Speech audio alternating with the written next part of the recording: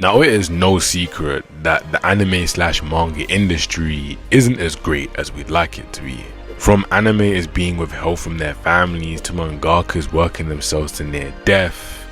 Yeah, the manga industry isn't the best place to work, and although that is a massive problem, it isn't the main one, as we do have a bigger problem, and that is having literal peds who have real records as mangakas and allowing them to then inspire some of our favorite mangakas. So in this video I intend on delving into the subject and breaking down why these certain people have a grasp over some of our favorite mangakas, so you guys really understand how certain things work. So strap in, because I'm about to get real in depth with this video. But before I get into the video, if you guys do enjoy content like this, you know what to do. Hit that like button and subscribe, as I do post content like this regularly, and to be honest, it's win-win. You guys show me love and support, and I give back to you in the form of videos, whether it's anime, comics, or just fiction in general. In due time I plan on covering it, so be there when I go there. But I feel like I've rambled on long enough, so I jump straight into the video and explain the weird dynamic of the manga industry.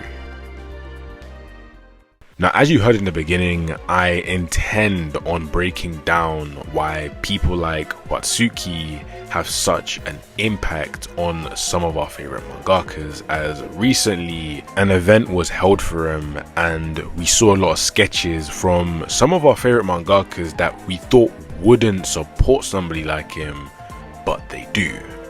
Now, the reason this is because many of them were inspired by him, but it goes a lot deeper than just inspiration. You see, first of all, I do have to talk about the certain culture that goes on inside of Japan.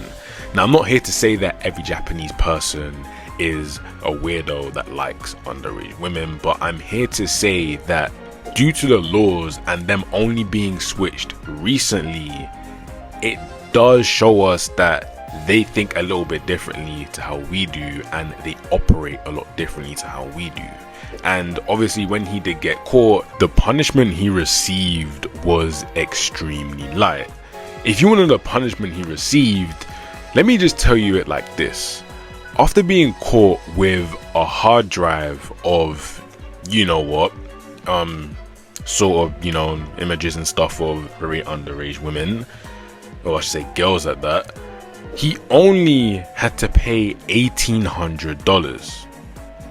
You can start to see where the culture and just the laws there is a little bit different. And so after they gave him a light slap on the wrist, he was then obviously thrown back into the world, and he was then able to continue his civilization of his manga.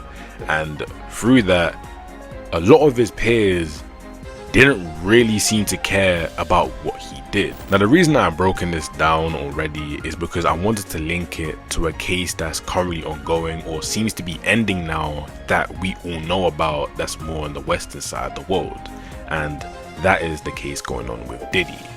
Now, I bring this up because although you can say that Watsuki wasn't doing as bad of things that Diddy was doing, at the exact same time, they're both terrible people, and their cases are sort of similar. Both popular people that do extremely bad things, and their punishment is light as hell because they somehow finesse the system. Now, I do believe that Watsuki finessing the system is a little bit different from Diddy, as Diddy did seem like he was about to go down, while Watsuki, from what I can see, I mean, he probably would have gotten an okay punishment, but it wasn't to the degree that we would like it to be. And the fact that he only paid $1,800, and you have somebody like Diddy who only is about to get a few years or something, is kind of insane. And I bring all of this up to show you that there's a difference between the both of them. I do believe that once Diddy gets out of prison, I don't think that anybody is going to want to collaborate with him, as his image has been absolutely destroyed and tarnished, while Watsuki is still being praised to this day by all of his peers. And this is something that I wanted to bring up to voice the difference between Japanese culture and just American or just Western culture as a whole. Two different things can happen and the outcomes will be completely different. And with me now explaining this, I can now obviously delve into why certain things can happen in Japan and it doesn't feel the exact same if it was to happen over here. You see, Watsuki is somebody inside of the manga industry that is extremely well known and is seen more of a legendary figure, as he has made one of the best manga out there. I'm not here to sit here and be like, nah, his work was terrible. I'm gonna say something is good if something's good. That's just something that naturally happens, and I'm not gonna sit here and lie. Ronin Kenshin is one of the best mangas I have read, but it doesn't excuse the fact of what he's done, and in Japan, I feel like they can bypass that. Now, where the weird dynamic does come in is where you then have Watsuki being one of the more legendary authors and just mangakas over there, being able to mentor somebody like Oda at a very young age, and then you have him being able to then influence people that make great mangas. As we all know, Oda has basically the biggest manga and about to be book in the entire world. You then have him inspiring people like Kohei Horikoshi, somebody that I love to death, but unfortunately he supports Watsuki. You then have people like Gege Akutami, somebody that has one of the biggest mangas out there alongside Kohei Horikoshi, and they are running the new gen. When you have so many of these people looking up to one person, it's insanely hard to just rip them from the spotlight and expect them to not stop glazing him. And I do believe that Shueisha, as we all know, has always been a sketchy company, but they don't make it any better, as after he was caught with it, right after he had paid everything off, they then allowed him to get back to creating his manga. You'd expect the company that employs him, or just the company that oversees his work, to be like, we are not condoning your actions, you cannot publish under us. But instead, they said it's fine, and he is still publishing to this day, and I even think a version of his anime is still coming out to this day. And here is where the weird dynamic of the manga industry really does come out, and this is where I then have to talk about other things that they do promote.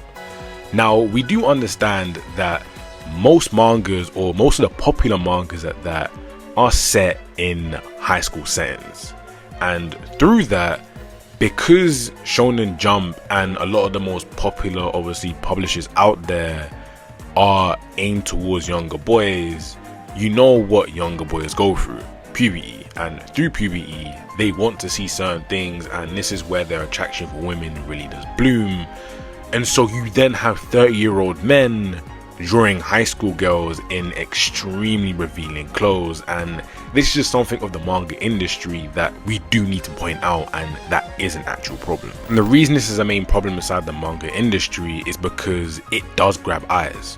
Whether you want to believe it or not, having a revealing woman as one of your posters, say for instance Nami being one of the main posters for One Piece, when you dress her up in a bikini, a lot of men are going to be like, oh, but luckily Nami is 21 years old or something like that, so she doesn't fall under this category.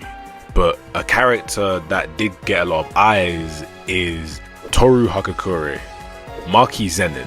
And I'm not gonna sit here and be like Gege has done it revealingly, but as we've seen, people do not care that Maki is 17 years old. They will still draw her in a suggestive ways. And Horikoshi, you did it to yourself. You drew Toru, and I do know that she's basically naked most of the time, but either way, you drew her basically naked on one of your covers. This is to entice people, and this is where the weird dynamic of the manga industry does come in. And to us it's weird, but to people in Japan it's not. See, you gotta remember that in Japan, when you walk around, you can actually see lollies on posters. I'm not lying, this is a real thing that is real. You can walk around and you can see it. So their culture is completely different to ours, and you can just tell that as you go back in years, the artists didn't really care about the age of consent, as well, the age of consent in Japan was ridiculously low. Now obviously there would be a thing where it's like, okay, you're a bit of a weirdo if you were to go that low, but because it was legal, it wasn't really that much of an issue, and so you're then seeing it bleed through the stories.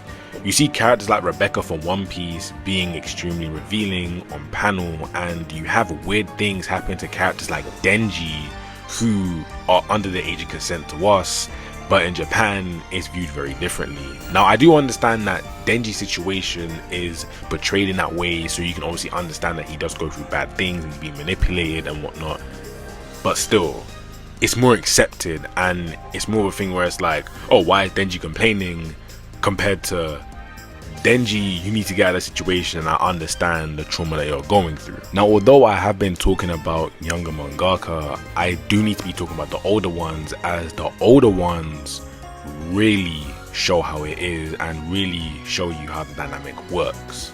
You see, since the older ones are seen as legendary, and because they are loved, things they have done in the past will then get written over, and because Japanese culture is so different, we don't even really look at it in a weird way. Kishimoto, Oda, and many others have done many weird things for characters that are meant to be under 18. And going even further back, there are mangakas that have done even weirder things. Toriyama, I'm looking right at you, and although we can sit here and be like he is a legend, I'm not going to sit here and act like Toriyama isn't a legend and he isn't one of my favorite mangakas. But either way, he has written and done some weird stuff, and this all really just surrounds the culture within Japan. It really starts from their culture, and then how the companies are made, and them seeing what grabs eyes.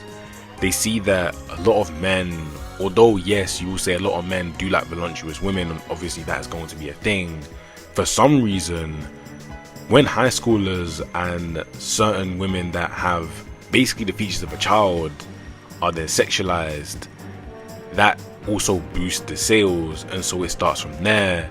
Obviously the older mangaka, maybe they will do it for a joke, or maybe they'll just do it because maybe they wanted to, and so it then starts from there. But past that point, you then have people like Watsuki, who are then actually going around and getting indecent photos of underage girls, and so what it then does is it then forces their younger generation to then support them. And why they do this is mainly because of the junior and senior or even mentor culture that goes on in Japan. If you didn't know, in Japan, if you're a senior or just somebody that is older or just higher up, you are most likely to be able to boss around or just do more to younger colleague or more inexperienced colleague. This is something that obviously translates into the manga world, as you do have people like Oda coming to fend and defend for Watsuki, as I feel like in his mind he may feel a little bit indebted, but that is somebody that genuinely put him on. You then have people like Horikoshi and whatnot who then feel like, oh, this man inspired me and this man is technically my superior when it comes down to this, so I'm then gonna obviously have to support him. Same with Gege, and the list goes on. There is a reason nobody even really called out Miura when Miura was defending lolly content. I bet most people that watch this video don't even know that he did that, and the reason is because the dynamic of everything is weird. Basically what happens is you have a lot of the more established and legendary mangakas being able to essentially do what they please, and because the younger generation can't really say much, and because us as people that are from different countries have a different background and our cultures are separate, people in Japan just view it as another everyday thing. It's something that they are used to at that point. And although you do have certain people obviously fighting against it and being like, no, that is weird, but for the most part, because it is so normalized over there, nobody's really gonna bat an eyelid at Miura saying that no, lolly content's fine, which is a form of art. Like, what? And one of the other main reasons I wanted to create this video is because I just want to say that your mangaka, your favorite mangaka or creator, isn't as innocent and isn't as good of a person as you think they are. Just because they make extremely well written stories, their art is phenomenal and they do basically everything perfect that a storyteller can do in your eyes, it doesn't mean as a person they are a great person. I'm here to tell you that Inoue, he says that he doesn't want to pick up Vagabond again, or doesn't want to pick it up until he feels that he is at 100% and he feels like he can create the best story. I'm sorry to tell you, but that guy feels at 100% when he is drawing for Watsuki. That same thing with Ishida. Ishida is somebody that doesn't even work for Shonen Jump, but he was still creating things for Watsuki. For reasons we do not know. Actually, no, we do know actually. We do know why he does it. It's because he feels like Watsuki is a massive inspiration to him, and so he would then draw it, and he just feels like Watsuki is a great person to him. Even though Watsuki had how many gigabytes, or probably even terabytes of underage women on his hard drive. The exact same thing could be said about Togashi. Togashi, as we know, has a terrible back, yet he is still willing to draw his heart out for Watsuki.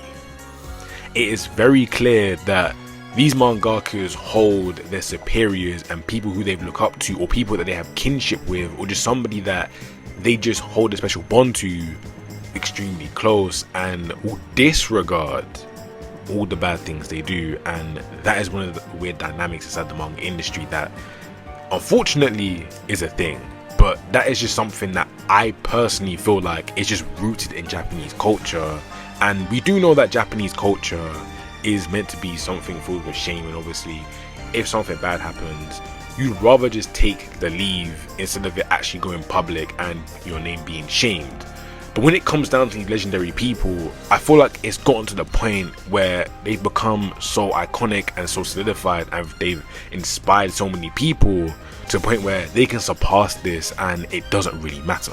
And although I am gunning at the mangakas, the main people we need to be looking at is Shueisha. The whole weird dynamic starts from Shueisha, from them mistreating their own mangakas to then them keeping these weird mangakas that for some reason they don't pay properly and they put on a very tight schedule. It's like a weird loop, and it's something that we do obviously need to address. Shueisha here technically are the real devil, because why are they still employing these people and at the exact same time also mistreating them after a lot of them have to work their heart and soul out just to get published, and some of them may even get axed before they're able to let their story breathe. Like, say for instance JJK ended when Sukuna apparently killed Yuji. That was going to happen.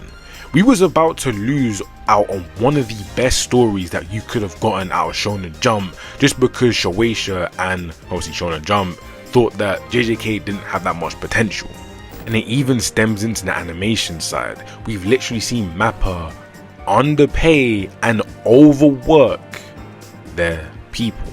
It's unfortunate to say, but this is something that is kind of deep rooted in Japanese culture, and I don't want to be that person, but Japanese culture here is one of the main issues why a lot of people are starting to deter from manga, and obviously after seeing it.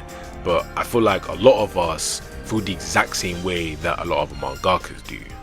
Since we're in so deep, we kind of just still support it. We just suck it up and still support it. Even though we do know there's a lot of bad things about it, we're still going to sit here and support it. And we've seen this throughout history.